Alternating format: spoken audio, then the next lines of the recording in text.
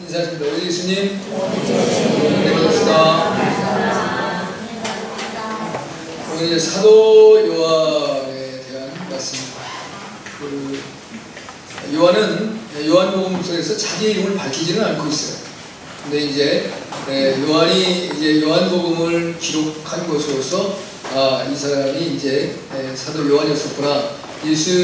세례 요한의 제자였던 사람들 중에 두 사람이 이제 예수님을 먼저 따라가게 되고 만나게 되는데, 사실은 세례자 요한이 예수님에게 자기 제자들을 보내준 거죠. 그래서 이제 예수님이 하나님의 어린 양으로서 이 땅에 오시는 메시아고 그리스도이시고 또 우리의 구원자이시고 또 인자이시고 하나님의 아들 되심을 드러내 보여주는 역사를 나타냅니다. 근데 이제 자기의 이름을 밝히지 아니하고 그 중에 한 사람이 시몬 베드로의 형제인 이제 안드레였었다라고 하는 말씀을 주신다. 그래서 안드레와 요한 둘이 이제 예수님을 따르게 됐던 것들에 대한 말씀을 주고 있습니다.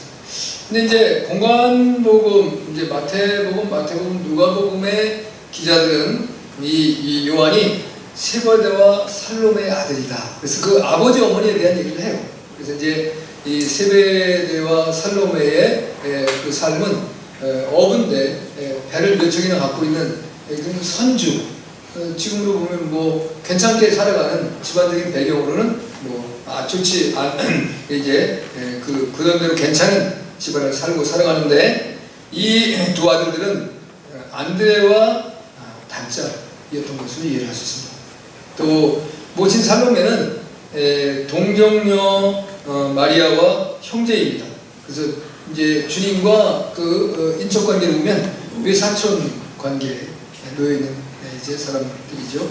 주님을 만난 사람, 이제 사도 바울을 통해서, 사도 요한을 통해서 오늘 은혜받는 시간이 되기를 주님을 축복합니다. 아멘. 첫째는 이제 사도 요한의 모습을 한번 들여다봐야 되는데요. 사도 요한이 어떤 사람이었는가? 성경에서는 이제 사도 요한에 대한 뭐 전체를 다 얘기를 하고 있지는 않습니다. 그러나 이제 그가 사역을 시작하기 전 세례 요한의 제자였던 것들로부터 우리가 이해를 해야 되는데요. 오늘 보면 35절, 37절짜리 말씀을 한번 다시 우리가 받도록 하겠습니다. 시작. 또 이튿날 요한이 자기 제자 중 두 사람과 함께 섰다가 예수의 다니심을 보고 말하되 보라 하나님의 어린 양이로다. 두 제자가 그의 말을 듣고 예수를 쫓거늘 했습니다. 그러니까 사도 요한은 그 세례 요한이 이 땅에 오셔서 전했던 것은 회개하라 천국이 가까웠느니라는 말씀이었거든요. 그래서 이제 하나님의 나라에 대한 선포를 세례 요한이 어떻게 보면 처음으로 그 중간기, 그 이제 구약 시대와 신약의 예수님의 시대가 열리는 과정의 중간기 400년 동안에 이제 하나님께서 이스라엘 백성들과 말씀하시지도 않으시고 하나님이 드러내 보여주시지도 않으세요. 그런 가운데 이제 세례자 요한 사가랴와 엘리사벳의 아들인 그 하나님의 은혜로 얻게 된 세례자 요한, 예수님보다 6개월 먼저 이 땅에 오셨는데 그가 자기가 늦게 났으니까 얼마나 그 아들이 귀했겠어요. 생각을 한번 해보세요.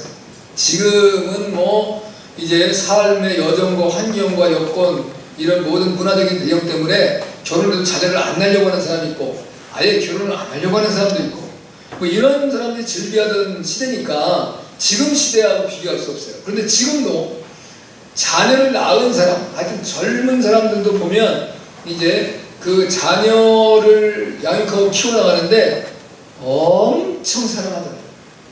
부모가 자녀를 사랑하면 당연한데 지금 이 시대의 사람들도 그렇게 살아가요. 젊은이들도.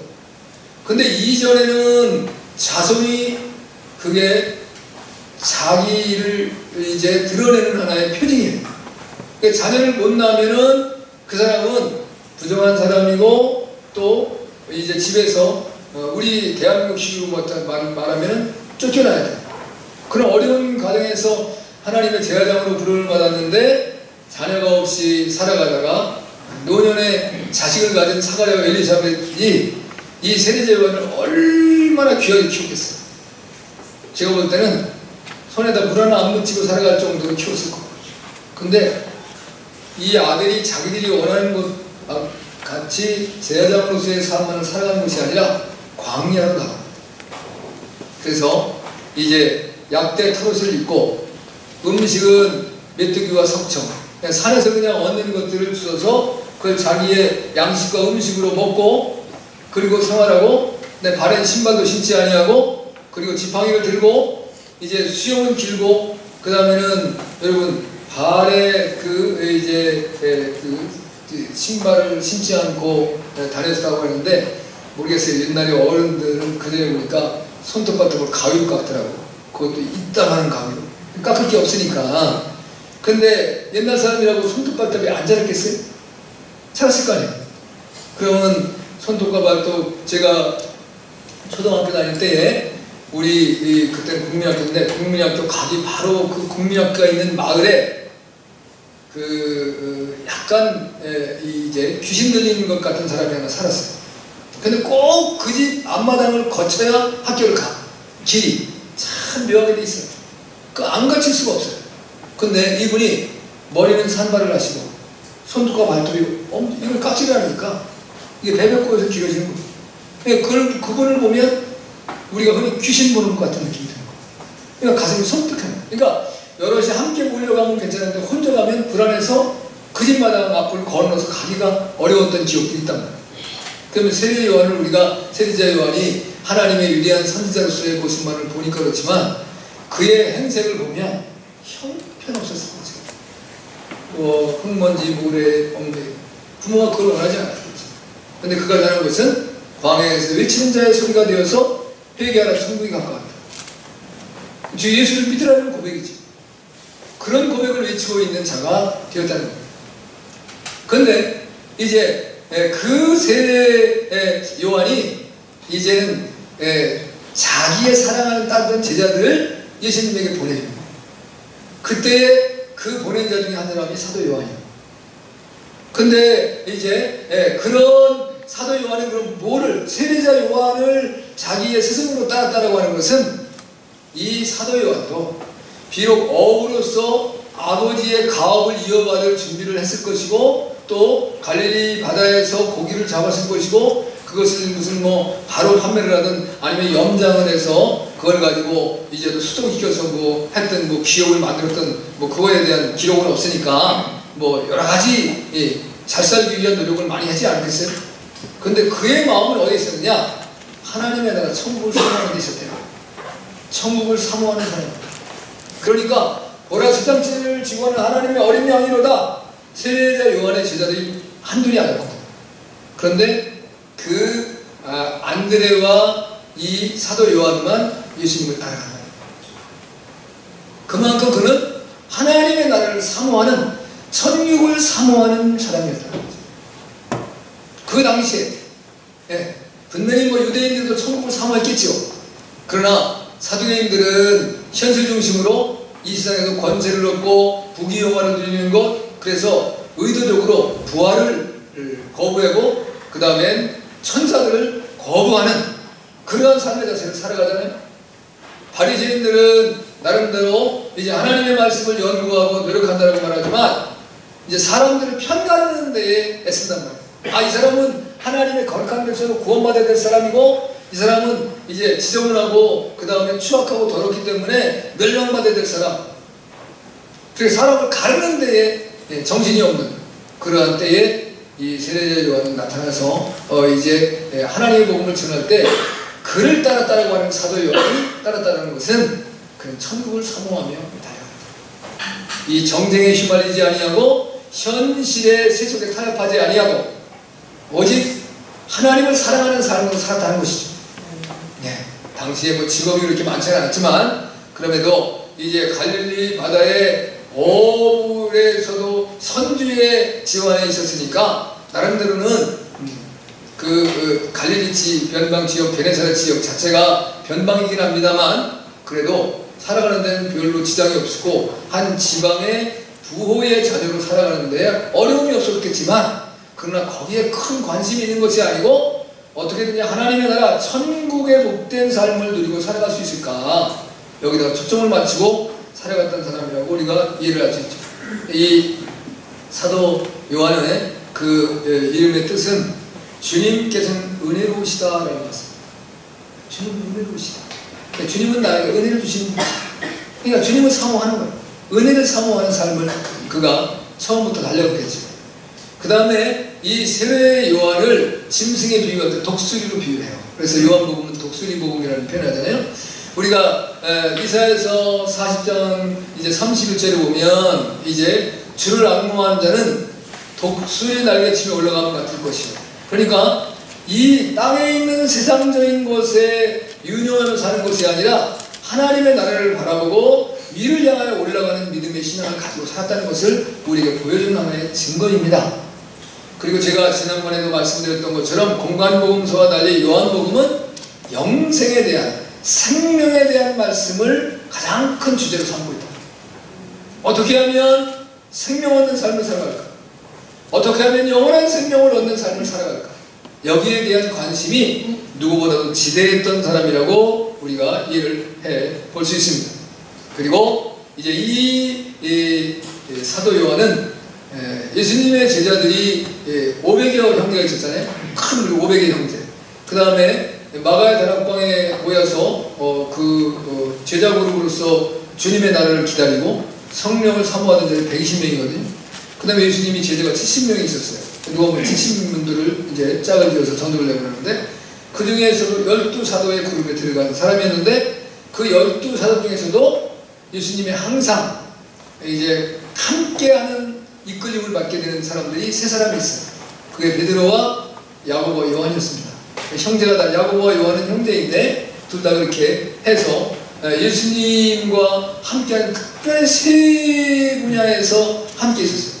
야이로 회당장의 딸이 죽었을 때 그 딸을 고쳐주러 예수님께서 회당장이 예수님을 초청합니다. 내 딸을 죽었는데 고쳐주세요. 그때 12제자 중에 12사도 중에서 9명은 남겨두고 베드로와 야고보와 요한만 데리고 들어가셔서 그 이제 회당장 야이로의 딸을 고쳐주십니다. 놀라운 역사를 경험해 보게 되죠. 그 다음에 두 번째 사건이 변화산 사건입니다. 마태복음 17장에 등장하는 변화산에 올라갈 때 9명의 제자들은 산 밑에 내려놓고 변화산에 베드로와 이제 야고보와 요한 이 세 제자만을 데리고 올라가셔서 이제 하나님의 나라의 영광, 그 당시에 이미 이제 그 약 그 천여 년 전에 그 죽었던 엘리야와 그 다음에 또 그거보다 더 훨씬 일장 이제 400년, 500년 전에 죽었던 모세를 보여주신 사건. 그런데 마태복음이 그렇게 말씀해요. 누가복음에서는 그 예수님이 모세와 엘리야와 무엇을 상의하셨는가? 예수님이 어떻게 이 땅에서 죽으실 것에 대한 상의를 했다는 거예요. 이제 그러니까 예수님이 하나님의 구원의 역사를 이루기 위해서 자 유대인들이 예수님을 비아냥하면서 예수님이 십자가에 있는 예수님을 향해서 이제 예수님을 모독하고 예수님을 참회할 때 그리고 예수님을 이제 저주하고 조롱할 때 무슨 말을 하냐면 내가 하나님의 아들이거든 내려와보라. 그리고 또 예수님의 좌우편에 있는 강도들도 예수님으로 내가 하나님의 아들이면 내려와보라. 이거 얼마나 굴욕스러운 표현을 하는데 예수님은 이 땅에 흠도 점도 없는 보배로운 피로서 우리를 구원하시기 위한 그 은혜를 입고 오셨기 때문에 그 길을 따라가신 거죠. 근데 그 현장에 그 요한이 사도 요한이 있었다는 겁니다. 마지막에 예수님께서 십자가를 지시기 전에 6월절 행사를 마치신 겟세마네 동산에 기도하십니다.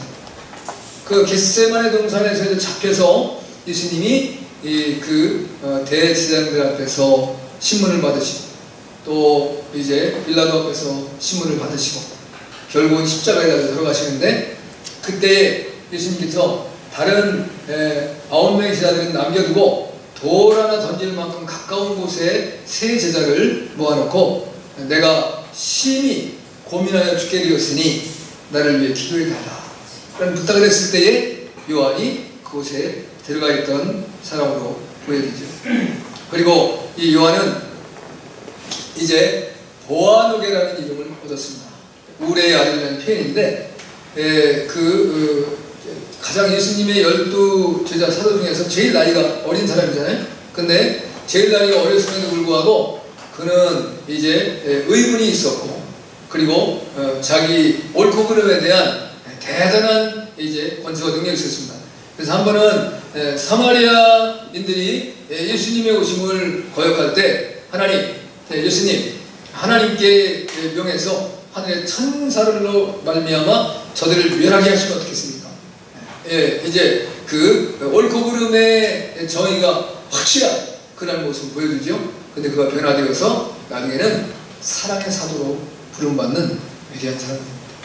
여러분, 여러분의 성격이 어떤 사람은 격정적이고 또는 열정적이고 또는 굉장히 충동적이고 그렇다고 하더라도 주님의 은혜와 사랑이 우리에게 덧입혀지면 우리도 사랑하는 사람, 온유한 사람, 부드러운 사람으로 바뀔 수 있어요. 아니, 난 안 돼. 나는 태생이 그래. 그건 없습니다. 원래 태생은 다 우리는 아담의 후손으로서 아담의 이제 유전의 법칙에 의해서 우리는 죄를 가지고 태어납니다. 그러나 주님의 은혜가 내게 임할 때는 나는 은혜로운 사람, 부드러운 사람, 그리고 이제 베풀 수 있는 사람, 또 품을 수 있는 사람, 사랑할 수 있는 사람이 되어지는 거예요. 할렐루야. 그러니까 여러분들이 이제 나는 이래, 이런 말씀을 하지 않는 것이 좋습니다. 여러분이 오직 이제 주님의 은혜와 사랑에 붙들림 받아요 살아가는 은혜가 있기를 바랍니다. 그 다음에 특별히 또 이제 그 살로메가 예수님이 십자가를 지신 저녁이잖아요. 주님, 제가 한 가지 청이 있습니다. 그러니까 이제 우리 한국 사람들만 이제 치맛바람이 센 게 아니에요. 이 팔레스타인의 그 갈릴리 지역에서도 이 살로메의 치맛바람이 보통이 아니었어요. 어떻게 예수님 앞에 그런 간청하고 있어? 주님의 나라가 임할 때 우리의 아들을 정합편에 앉게 해주세요. 예수님께서도 대단히 이제 노를 하셨지만 제자들 가운데 그걸로 말미암아 분쟁과 다툼이 생기게 되었어요. 자, 이게 우리를 참 가슴 아프게 하는 현실일 수 있는데 예수님의 제자가 12이잖아요. 12제자 중에 서로 시기와 질투심이 있었다는 거예요. 왜? 그 나라에서 더 좋은 자리를 차지하고 더 좋은 것을 얻기로 원하는 바람이 있었다는 겁니다. 교회 내에서도 그런 일이 생겨날 수 있습니다. 여러분이 하나님을 섬기고 예수를 들을 믿음의 삶으로 살아가면서 교회에 충성하고 헌신할 때 내가 더 좋은 자리를 얻어야지, 내가 더 이제 높은 자리를 차지해야지라는 생각이 갈 수 있습니다. 그러나 주님 분명히 말씀하시죠. 이제 자리에 앉고 못 앉는 것은 내 소관이 아니에요. 누구의 소관이라고요? 하나님 아버지의 소관이죠. 그래서 여러분들은 중요한 것은 우리가 내가 어떤 사람은 부러워요. 어떻게 저분은 저런 상황 가서 저렇게 주님을 위해서 열심을 내고 충성을 하고 헌신을 할 수 있을까? 왜 나는 안 되지? 저 사람이 만약에 이제 우리 교회를 떠나시면 내가 그 자리를 찾을 수 있을 텐데, 이런 마음이 혹 우리에게 들지도 몰라요. 그러나 이제 그것도 내려놓으셔야 됩니다. 그것으로서 하나님의 나라를 내가 빼앗을 수 있고 얻을 수 있는 것이 아니고 그저 이제 내가 못하는 거 저분이 하니까 감사하고. 할렐루야. 그러니까 내가 열심을 내고 싶은 마음은 있으나 그러나 못하는 것을 저분이 해주시니 너무 감사하다는 고백으로 살아가면 하나님이 더 기뻐하시고 영광받을 줄 믿습니다. 그럼 두 번째 보면 사도 요한과 주님과의 만남입니다. 우리 오늘 38절 39절의 말씀을 함께 같이 읽습니다. 시작.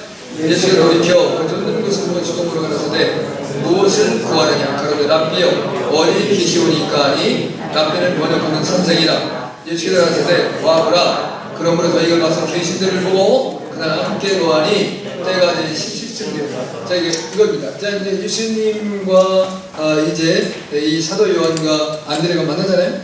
만났을 때 이제 예수님께서 따라오니까 뭐라 그러면 야, 너희 뭐 원하니? 이렇게 물었어요. 나 따라오면서 뭘 얻으려고 하니? 근데 이제 사실 그때 그러면은 하나님의 나라를 얻기를 원합니다. 이렇게 자세히 대답을 해야 되는데 이 사도 요한을 보면 굉장히 이제 주도 면밀한 사람입니다. 왜 그러냐면 예수님이 부활의 사건을 듣고 난 이후에 그 막달라 마리아의 소식을 듣고 베드로와 함께 달려가요. 근데 베드로는 나이가 들어서 결혼도 했고 부인도 있고 아이도 있고 그러니까 이제 달리기 위해서 베드로도 대단한 사람인데 요한을 못 쫓아갑니다. 요한이 먼저 달려가는데 무덤가에 딱 왔는데 들어가지 않고 무덤에 서 있어요. 근데 베드로가 오면서 그냥 무덤을 꽉 들어버렸어요. 그러니까 이게 이제 그 요한은 그거에 대한 나름대로의 이제 믿음은 있긴 있지만 그걸 내가 확인하기 전에는, 확증하기 전에는 거기다가 몰입하지 않는 거예요. 우리가 교회에 충성하는 사람들도 아니면 또 이제 교회를 여러 가지 삶의 여정과 사건 때문에 이사를 오거나 또 그래서 이제 교회를 전에 내가 다니던 본 교회에서 다른 교회를 나오게 되는 상황이 있잖아요. 그때 이제 교회를 간을 보러 다니는 사람이 상당히 많습니다. 지금은 특별히 많죠. 그래서 이 교회를 내가 다녀도 될까? 아니면 이제 이 교회에 또 나한테 부담 주는 건 없나? 특별히 이제 부담되지 않는 삶을 추구하는 거죠. 지난번에 하지 말아야 될 말이 나오네. 또 우리 이제 박사회를 목요일날, 금요일날 모였는데, 이 목사님이 참 기운이 없어 보여요. 그래서 제가 좀 이제 정미 씨 한 5분 전에 나왔는데 이분들이 한 10분 전에 와 계시다. 그래서 이제 말씀을 나누기 전에 우리 항상 먼저 찬송 한번 하고, 그 다음에 통성을 기도하고, 그 다음에 성경을 읽고 하는데, 마태복음 13장에 하다가 봤는데, 이분이 이제 이런 질문을 하는 거예요. 마태복음 13장에는 천국의 비유 8가지가 등장합니다. 근데 그 중에 이제 가라지 비유라고 해요. 가라지를 이제 알곡과 가라지가 있는데 하나님께서 이제 농부들이 주인에게 말하죠. 가라지 뽑을까? 뽑지 마. 출 때까지 놔둬. 왜냐하면 가라지 뽑을까? 뽑다가 알곡 다질까? 염려된다. 근데 그거에 대한 질문을 하는 거예요. 목사님, 이게 이제 그 천사들이 그 가라지와 알곡을 구분을 못할까요? 그래서 천사들이 가라지를 뽑는데 알곡도 뽑을 수 있을까요? 아니면 이제 가라지를 뽑다가 이제 알곡들이 상처를 입을까 그러나요? 근데 교회를 비유하면 교회 성도들의 모습이잖아요. 근데 성도들 중에서 정말 충성된 자가 있고 또 이제 교회에 막 여러 가지 모르는 사람들 힘들고 어렵게 하는 사람들이 있을 수 있잖아요. 근데 그때 그러면 이제 하나님의 온전한 믿음에 있지 아니하고 다 의심하고 늘 이것저것 재보고 따져보고 이런 사람들 차라리 우리 교회에 나오지 말게 하면 좋지 않을까요? 뭐 이런 표현인 거예요. 왜 이런 얘기를 하나? 그랬더니 그 교회가 40년 된 교회인데 이분이 이제 그 교회에 부임 와서 사역할 때는 한 이제 1년 8개월 정도 됐습니다. 근데 이제 그 교회가 서울 목동, 원래 목동과 신정동이라고 목동하고 경계에 있는데 그 당시에 이게 그 교회가 세워질 때에 목민교회, 목민교회가 2~3천 명 모인다더라고요. 그 다음에 또 하나는 교회가 세교회가 당시에 동일하게 60명씩 모였었대요. 근데 두 교회는 다 지금 2~3천 명이 모이는 교회가 됐는데 이 교회만 교인이 5명 모이는 교회가 다 나가고. 그런 분이 이제 어떤 분이 이제 은퇴하고 이교를 오게 됐는데, 그 이제 이분이 이제 목회를 하다가 여러 가지 실패를 하고 있어서 이제 그 마지막으로 생각하고 이제 50대 후반인데 목회를 하고 있는데 베른간에 문제가 터져요. 뭐가 터졌냐? 그 교회 권사님이 5억이 걸렸어. 자기가 소개한 사람 돈이 또 2억이야. 그 합계가 7억이 걸렸어. 그리고 또 집사님들이 2분인데 그 사람이 1억 5천씩 해갖고 3억이 걸렸어. 그래서 내가 이제 이 다른 교회 다니는 집사님이, 여자 집사님이 어떻게 해서 한 사람과 결혼을 해서 그 사람 남자도 집사인데 둘 다 재혼이 자식이 있는지 없는지는 몰라요. 그래서 그 교회를 이분이 가기 전에 나온 거예요. 나와가지고 신앙생활을 하는데 자기는 동거가 있는지도 몰랐죠. 나중에 보니까 그 남자라는 사람이 사업을 한다는 사람인데 이 부인이 무슨 사업을 하는지도 모르고 하여튼 그 부인 집사님이 성실하니까 모든 사람들이 그 사람을 보고 돈을 대기 시작한 건데 그래서 이제 지금 드러난 돈이 얼마냐? 50억. 그럼 안 드러난 까지 하면 80억 정도 될 것 같더라고요.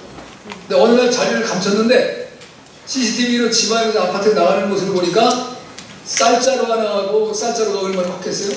그 다음에 밥통 하나 갖고 나가줘요. 그 이제 황당한 일이다. 이거 어떻게 해야 돼? 교회 문을 닫아야 되냐? 근데 그 7억, 이제 5억, 남의 것까지 해서 7억이 걸린 그 권사는 남편이 교회도 안 나와. 직장을 은퇴하고 집에 계신 분인데 아파트가 9억짜리 아파트 하나를 갖고 있어요. 그런데 이거를 이제 해결을 해야 되니까 넌지시 남편이 초저녁에 잠자리에 누웠는데 남편분이 그랬대. 여보, 우리 아파트 팔까 했더니 그냥 자다 말고 뻘떡 일어나 무슨 쓸데없는 소리를 해. 그 사람은 그거 하나가 일생의 희망. 그래, 목사님 어떻게 하면 좋겠습니까? 여러분 어떻게 할 수 있어요? 이거는 결국 포기해야 됩니다. 빨리 포기하고 남편한테 사실된 얘기를 하고 아파트를 팔아서 다 빚정리를 하고 그 다음에 새 출발해야죠. 그러면 자기도 살고 교회도 아무리 수 있어요. 근데 이걸 어떻게든지 그 사람 잡으면 돈이 있을까요? 없습니다. 있어도 다 딴 사람 앞으로 돌려놓고 자기는 하나도 없어요. 그 사람은 잡긴 잡아야 돼. 왜? 그냥 놔두면 딴 데 가서 또 그런 짓 하니까. 교회 내에 하나님의 집사라는 사람들도 있다. 장로님도 그럴 수 있어요. 또 어떤 사람은 목사도 그럴 수 있어요. 제가 있잖아요. 대전에 있을 때 내가 한 2번 만났죠. 우리 노회장하고 친해서 한번 만났는데 나한테 언제 한번 갔더니 이 목사님 그 목사 알지? 그래서 아는데 했더니 왜? 네. 교회 지낸다고 열심히 하고 교회 좀 하는데 빚이 많은데 어려우니까 이 목사가 다단계를 시작했어. 그 성도를 다 자기 밑으로 끌어들였어. 아니 목사님을 믿으니까. 그러고 나선 몽땅 몰아서 교회 팔로 혼자 도망갔어. 성도는 다 뻥뻥 떴어. 다는 아니겠지만 그런 목사도 있다. 너무 가슴 아프다. 그럼 세상에 돈 벌어먹고 살지. 왜 하나님을 믿고 살아가는 사람들 사기쳐가지고 그 사람들 상처 있고 그러면 교회 나오고 싶은 마음이 있을까? 내가 성도 같으면 기회 안 날 것 같아. 네, 그런 일 당합니다. 그러니까 이 목사의 마음은 그거예요. 모르겠어요. 이제 우리 아내하고 상의를 했더니 자기는 그런 말이에요. 주변에서 그 목사는 축복권이 없는 목사다.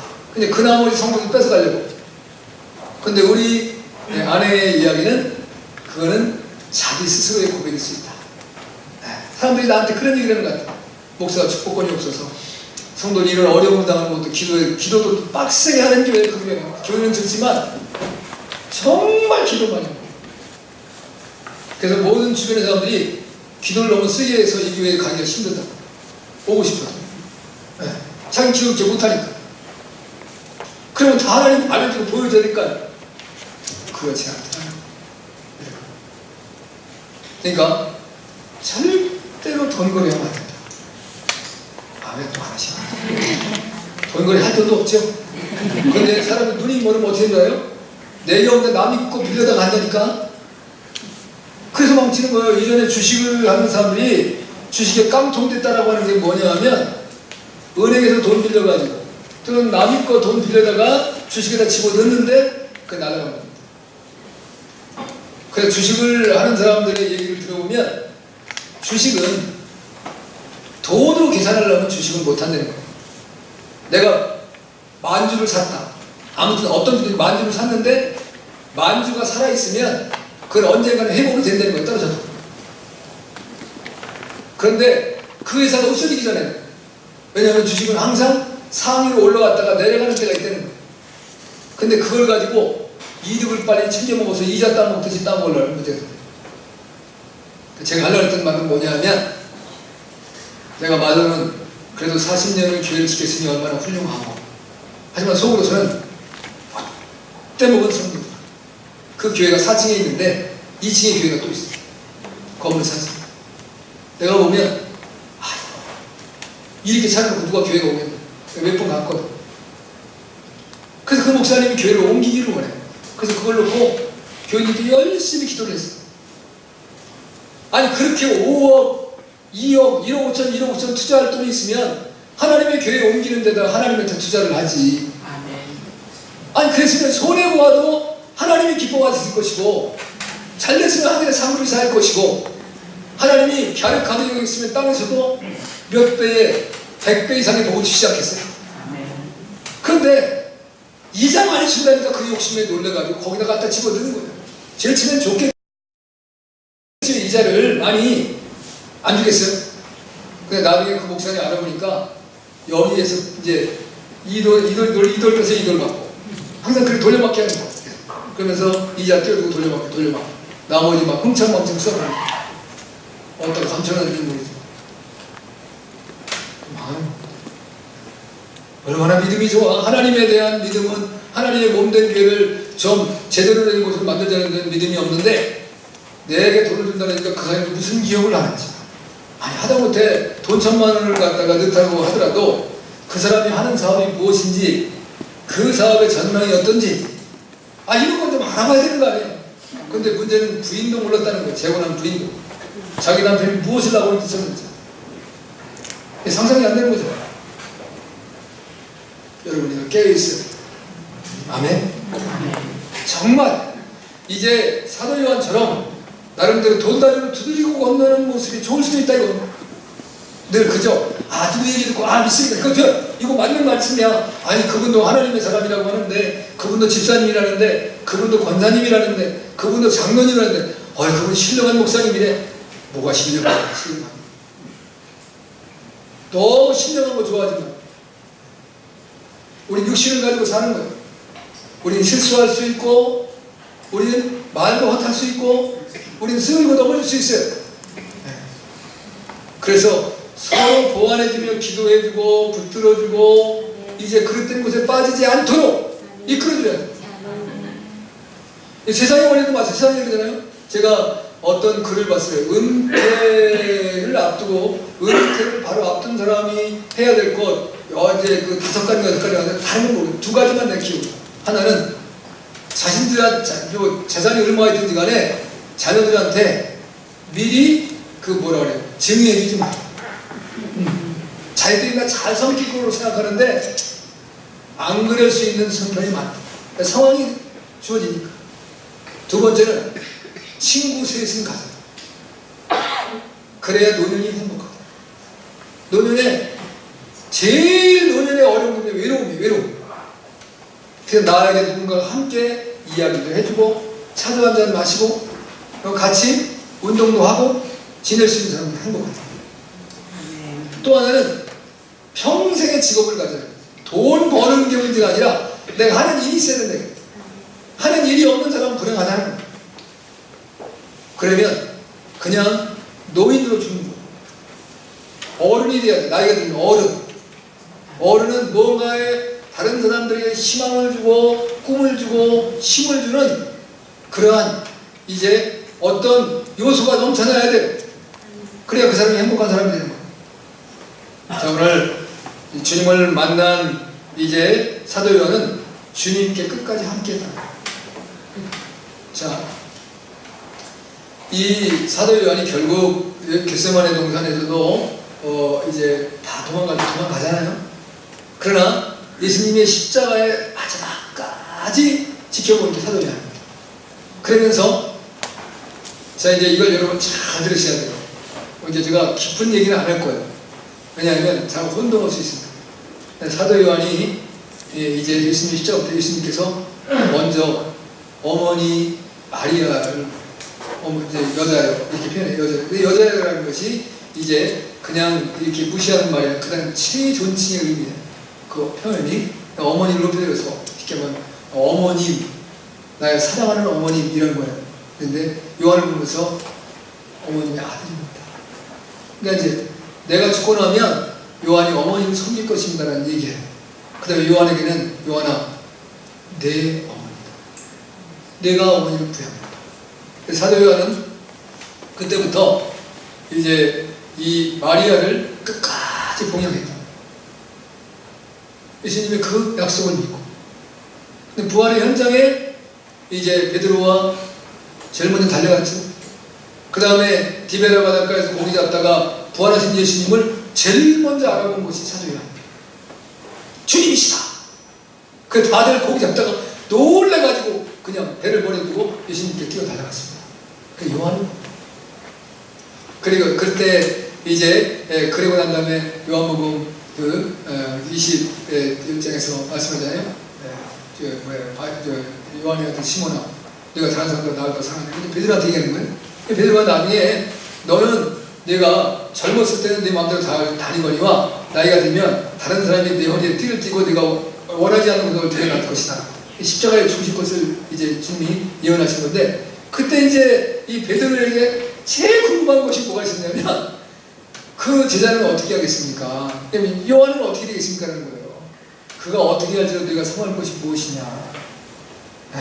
근데 사도 요한이 제일 오래까지 살아갑니다. 여러분이 그 예수님의 그 성만, 최후의 만찬, 그 레오나르도 다빈치가 그리는 최후의 만찬 사진 보시죠? 그 예수님의 품에 안게 누운 게 바로 요한. 그러니까 요한은 예수님의 사랑을 다른 분들보다 극진히 지극히 많이 봤습니다. 요한은 그런 이제 귀한 일, 훌륭한 일을 감당하는 사람으로 주님과 늘 함께했다. 자, 여러분, 이게 인생에 살면서 뭘 주머니 받거니 아니도 내가 좀 존경하시는 분, 그리고 내가 사랑하는 분, 그분과 함께 있는 것 자체가 행복입니다. 그러니까 국가에서도 대통령이 되고 나면 대통령 주변에 제일 힘든 사람이 누군지 아십니까? 제일 힘든 사람은 비서예요. 이제 그 사람은 뭐 관직은 없지만 언제나 자기 원할 때 대통령 마음대로 만날 수 있는 사람. 내가 가고 싶을 때 청와대 탁 들어가서 그러면 문에서 통과해요. 왜? 이 사람은 대통령이 그분이 오면 언제나 무사 통과. 그래서 대통령이 지금 무슨 고민이 있든 뭐가 있든 상관없이 그냥 찾아갈 수 있는 사람. 그 사람이 힘이 제일 센 사람. 사람들이 그 사람한테 손을 대는 거예요. 뭘 하려고. 그 다음에 두 번째로 힘이 센 사람은 청와대 비서진들. 이제 그 사람들이 제일 힘이 센 사람. 뭐 국무총리, 그 다음에 장관, 소용없어요. 그 사람이 힘이 센 사람. 보직이 높다고 힘이 센 게 아니고 그 대통령과 가까이 할 수 있는 사람이 힘이 있습니다. 그러니까 예수님과도 누가 제일 예수님 가까이 이제 힘 있는 사람이냐? 예수님과 함께하는 사람. 예수님이 함께하는 사람은 언제나 예수님의 말씀을 들을 수 있고 또 예수님의 인도를 받을 수 있는 사람. 사도 요한이 그런 사람이다. 사도 요한은 이제 그런 놀라운 특권과 은혜를 누리고 살았죠. 그러니까 여러분도 가장 중요한 것이 이제 마태복음 1장에 보면 그 이름은 임마누엘이라 하리라. 임마누엘. 그건 뭐냐면 하나님이 우리와 함께 하신다. 그 여러분들이 임마누엘은 이 말이 너무 귀한 말씀입니다. 우리가 입으로는 임마누엘 임마누엘 하는데 찬송도 부르는데 정말 하나님이 나와 함께 하신 분들 느끼고 살아가는 거예요. 그걸 내 피부로 느끼고 살아가는 행복한 사람. 그게 안 느껴지면 내가 어떤 어려운 일 당하고 급박한 일, 당황스러운 일 당하면 아무것도 못해. 눈앞이 깜깜. 그러나 임마누엘을 늘 체험하는 사람은 어떤 화급한 일이 생겨도 흔들리지 않아요. 왜? 주님이 나와 함께 하시기 때문에. 그거에 대한 확신입니다. 그러니까 어떤 일들이든지 일은 반드시 풀릴 수 있는 해결의 방법이 있어요. 일이 생기면 해결의 방법은 반드시 있습니다. 해결 방법이 없는 게 없어요. 근데 이게 당황하면 해결의 방법이 보이지 않아요. 깜깜. 그러니까 허둥지둥, 바둥바둥 게다가 문제가 생깁니다. 근데 이게 내 마음이 평안하고 침착해지면 해결의 방법이 보이기 시작합니다. 그래서 하나님이 나와 함께하고 있다는 것에 대한 것을 늘 체감하며 사는 사람은 내 삶에 어떤 문제가 치고 들어와도 흔들리지 않아요. 여유가 생깁니다. 그래서 여러분이 살아가면서 제일 문제가 심각할 때가 뭐냐면 너무 바쁠 때. 너무 바쁘면 그 좋은 인생 아니에요. 전 여유가 있어요. 그 저도 인생을 통해서 배우는 거예요. 여유가 없이 그냥 정신이 돌아가면요 사고 터져요. 그 사고 나면 해결 없어요. 오늘 그 이석준 강도사 제가 주일날만 이제 아침에 일찍 가야 되니까 토요일 아침에. 근데 SM7이 앞에서 손살같이 달려요. 그래서 브레이크를 밟아. 저 피해. 사람들 사고를. 옆으로 갔더니, 여기 저기, 노정봉 폭포 있죠. 그거 지나면서 베란다에 가득에 팍 치고. 그래서 술 먹지 않았으면 졸음운전해서 저기 술 먹고. 나 이거 기가 막히지. 그러니까 우리 아들, 저거 어떻게 해야 돼? 거기서 뭐 그냥 아무 이상 없는 것 같더라고. 근데 내 뒤에 차를 봤어요. 어디 112에 신고를 해야 될까? 뒷차는 계속 오더라고. 왜 그렇게 차를 그렇게 운전해? 다른 사람 옆에 있는 사람 불안하고 자기는 사고해. 그러니까 살아가는 거는 내가 잘 내서만 문제가 안 생긴다. 내 주변에서 막 치고 들어올 수 있어요. 그때 당황하면서 잘못하면 나도 사고 날 뻔했죠. 당황하면 사고 나. 그런데 내가 기도하고 여유를 잡으니까 아무렇지 않아. 조심해야 돼. 주님과 함께하는 은혜가 있기를 주님으로 축복합니다. 마지막으로는 사도 요한이 주님께 받은 사명입니다. 40절 42절 말씀을 함께 보겠습니다. 시작. 요한의 말을 듣고 예수를 쫓던 두 사람 중에 하나는 시몬 베드로의 형제 안드레다. 그가 먼저 자기의 형제 시몬을 찾아가 말하되 우리가 메시아를 만났다 하고 메시아는 번역하면 그리스도라. 데리고 예수께로 오니 예수께서 보시고 가라사대 내가 요한이 아닌 시몬이 점차 개발하라 하시니라. 개발을 번역하면 베드로라. 자, 이제 그 안드레는 개발을 불렀지만 이 요한은 이제 자기 형 야고보를 불러옵니다. 제일 먼저 하는 것은 하나님의 생명의 복음을 증거하는 거예요. 주님과 함께하면서 이 주님이 이분이 하나님이시고 이분이 구원이시고 이분만이 하나님의 나라를 우리에게 허락하실 수 있고 이루실 수 있는 분이라는 확신이 들어왔을 때 그분에 대한 사명은 증거입니다. 그래서 이 사도 요한은 제일 어린 자로서 부름을 받았지만 그가 이제 이 복음 증거의 사명에 애썼던 놀라운 특징들은 성경을 5권이나 씁니다. 요한복음, 요한 1서, 2서, 3서, 요한계시록. 다 이 성경이 쓰여지는 시기가 이제 70년 이후. 그래서 기본적으로 요한복음은 학자들에게서 약간씩 차이는 있지만 요한복음은 약 80년에서 90년 사이에 쓰여졌을 것이다. 이렇게 인정을 해요. 그 다음에 요한 1, 2, 3서는 85년에서 95년 사이. 그 다음에 요한계시록은 95년에서 96년인데 자, 요한복음을 보면 요한복음에서도 이제 사도 요한이 자기에 대한 고백을 쓸 때 온전히 하나님의 온전한 사람으로 서지 못한 인간적인 인성의 흠과 결집이 있는 것들을 자주 보여줘요. 그런데 요한 1, 2, 3설에 가서는 온전한 사랑의 사람이 돼요. 그래서 많은 사람들이 요한 1, 2, 3설은 사도 요한이 쓴 게 아니다라는 고백들을 많이 해요. 왜? 너무 요한복음과 차이가 있다는 거예요. 그렇지 않습니다. 사도 요한이 변화된다.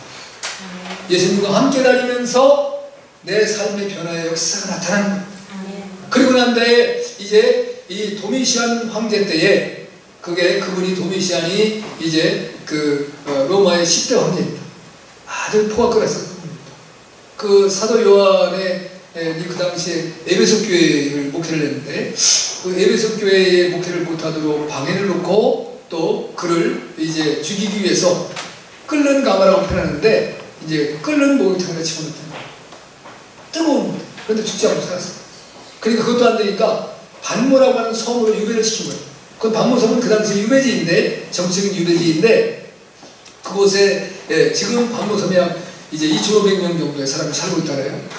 근데 이제 그곳에 끌려가서 그곳에서 이제 도미시안 황제 때에 그쪽으로 끌려갔는데 유배를 됐는데 도미시안 이 황제 다음에 이제 황제가 있습니다. 그 황제가 그 2대 황제가 누구냐면 네르바라는 황제. 근데 이제 이 도미시안이 암살을 당하고 난 다음에 이제 네르바라고 하는 황제인데 이분이 나이가 많이 있으셨어요. 그래서 이분이 96년에서부터 98년 1월 사이를 황제를 마치고 죽습니다. 그래서 자기는 이제 아들이 없어서 그 트라이안이라고 하는 황제를 자기의 이제 아들로 입양을 해요. 그리고 그를 황제라 칭해주고, 근데 이제 트라이안 황제가 네르마 황제를 지극히 높여드려요. 그러니까 대단 집정관도 지냈고, 그 다음에 이제 총독도 지내고 다 지내면서 황제가 되는데, 그 놀래게 하면서 네르마 황제가 이 사도 요한이 밤모섬에 1년 8개월 정도 유배가 된 이후에 풀어주라는 명을 해요. 그리고 죽는 거예요. 그래서 이제 트라이안 황제, 그 네르마 황제 다음으로 황제가 된 사람이 사도 요한을 풀어줘서 사도 요한은 에베소 교회에 다시 돌아옵니다. 그리고 하나님의 복음의 역사를 감당하다가 그가 이제 돌아가시게 되는데, 약 90살 정도 살았다고, AD 100년까지 살았다고 그러는데, 그 이제 우리가 예수님의 제자들은 다 순교하잖아요. 실제적으로 이제 죽음으로 순교인데, 사도 요한은 평안하게 죽으셨다고 해요. 마지막 일생을. 그런데 우리는 사도 요한을 가지고 뭔 순교자라면 산 순교자라는 말을 표현했어요. 살아있지만 예수님의 실제적인 부분. 그래서 1년 8개월 동안 밤모섬에 유배되어 있는 동안에 이제 기운이 없어서 누군가를 부탁해줘서 설교를 했다고요. 그래서 이제 여러분이 갑바도기아 들어보셨죠? 이제 터키 갑바도기아에 가면 굴 속에 신도들이 들어가 살았잖아요. 근데 이제 흙 자체가 이 석회암 물질 같은 흙인데 손으로 긁으면 파지는 거예요. 근데 이게 다 파고 나면 그게 바람에 풍화자국이 일으키면 돌같이 단단해져서 무너지지 않는 거예요. 거기에서 이제 예배당도 만들고 주거지도 만들고 거기다 또 무덤까지 만들었는데, 얼마나 놀라웠게 시설을 만들어서 구멍을 뚫고 밖에서 공기가 들어, 이제 안에 굴만 있으면 살아가기가 어렵잖아요. 근데 그 공기가 순환되게 만들어서 이제 그들이 살아가고, 이제 로마에서는 카타콤이라고 하는데 지하 30층 이상까지 뚫었다는 거 아니에요. 그러니까 1000년 동안 거기 살다가 이제 로마 콘스탄티누스 대제 때에 이제 AD 313년 기독교를 국교화시키니까 다들 나온 거예요. 이제 신앙의 자유가 있으니까 다 들어갔다는 거 아니에요. 왜? 세상과 타락하고 부패해서. 그 부패한 이제 세상과 결탁한, 세속과 결탁한 세속주의가 된 신앙을 가지고 살아가면 하나님을 기쁘시게 할 수 없다 그래서 다시 우선으로 들어갔다는 거예요. 그리고 우리의 신앙을 지키는 것이 사실 만만하지 않습니다. 제가 예수님 믿는 것은 간단하고 쉽습니다. 그러나 예수님의 제자요, 예수님의 이제 백성된 삶을 살아가는 것은 만만하지 않습니다. 여러분, 신앙생활 적당히 할 생각하지 마세요. 자, 사도 요한이 이제 요한 3서에서 특별히 이제 1, 2, 3서에서 나옵니다만 3서에 특별히 가요에 대해서 쓰잖아요. 그 다음에 이제 칭찬받는 사람이 데메드리오라고 하는 사람의 선행에 대해서 자랑을 해요. 예수님이 일으킵니다. 근데 악행을 저질렀던 디오드레드에 대한 얘기를 하면서 신앙생활 잘해라. 그렇게 신앙생활은 안 된다. 오히려 신앙생활 한다면서 다른 사람한테 아픔 주고 교회에 어지러움을 주고 고통을 주면 안 된다. 이 말을 계속 하는 거예요. 그래서 우리가 복음을 증거한다라고 하는 것은 입술로 증거하고, 또 아니면 어떤 사람들 기록을, 요즘에는 이제 유튜브 또 인터넷 또 뭐 이런 것 가지고 많이 이제 복음도 증거하잖아요. 그리고 이제 다양한 방법으로 문서 선교로 또 복음을 하시는 분도 계시고, 이제 다양하게 하는데 우리 중요한 것은 이제 하나님의 사랑을 바르게 증거합니다. 사도 요한이 이제 밤모섬에서 설교를 할 때 하는 설교가 뭐냐면 사랑입니다. 서로 사랑하라. 성도들이 서로 사랑하라. 사랑밖에 없다. 그러니까 성도들이 질리는 거예요. 할 때마다 그 얘기를 하니까. 그래서 아니 한 번만 하시지 너무 지쳤습니다. 그랬더니 이분이 하시는 말씀이 뭐라고 하냐면, 사랑은 그리스도의 교회의 기초예요. 사랑만 있으면 죄를 범하지 않는다. 사랑이 있으면 죄를 안 범한다. 사실 죄를 범하는 가장 중요한 것은 뭐예요? 미움 때문입니다. 미움. 이제 미워하게 되어지면, 그 미움이 점점 깊어지면 이제 사람을 죽일 수밖에 없는 거죠. 왜 그렇게 서로 죽고 못 산다고 살아가는 부부 가운데 남편이 아내를 죽이고, 또 아내가 남편을 죽이고, 자식이 부모를 죽이고, 이런 문제가 왜 생겨나냐? 그리고 둘도 없이 친했던 친구가 왜 상대방을 죽이고, 사랑의 마음이 미움으로 바뀌고, 그게 무서운 거예요. 살아가야 됩니다. 할렐루야. 그러니까 여러분들도 기독교의 복음 중에 가장 중요한 예수님의 사랑인데, 예수님의 사랑은 우리가 아가페 사랑이다, 그거는 헌신하고 희생하는 사랑이다, 값없이 주는 사랑이다. 제가 값을 왜 없애? 값을 매길 수가 없다 이거예요. 제가 1만 달러 빚진 자에 대한 얘기를 하면서 그걸 현대의 돈으로 환산하신 분이 하루 일당을 얼마나 잡았는지 모르지만, 그걸 환산하니까 20조가 가거든요. 20조가.